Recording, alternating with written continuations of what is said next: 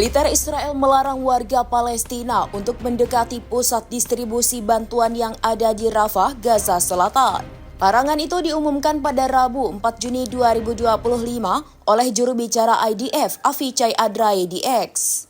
Disebutkan pusat distribusi bantuan itu ditutup lantaran ada renovasi, reorganisasi, dan peningkatan efisiensi.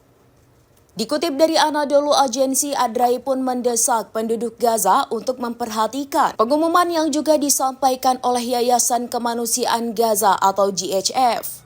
Diketahui yayasan tersebut mengumumkan akan menutup pusat distribusi itu. Lebih lanjut, Adrae menekankan bahwa pergerakan di area pusat distribusi merupakan hal yang dilarang keras. Pasalnya, lokasi tersebut kini dianggap sebagai zona konflik. Sebagai informasi, penutupan pusat distribusi bantuan itu dilakukan seusai adanya 27 warga Palestina yang ditembak mati. Puluhan warga lainnya juga dilaporkan mengalami luka-luka.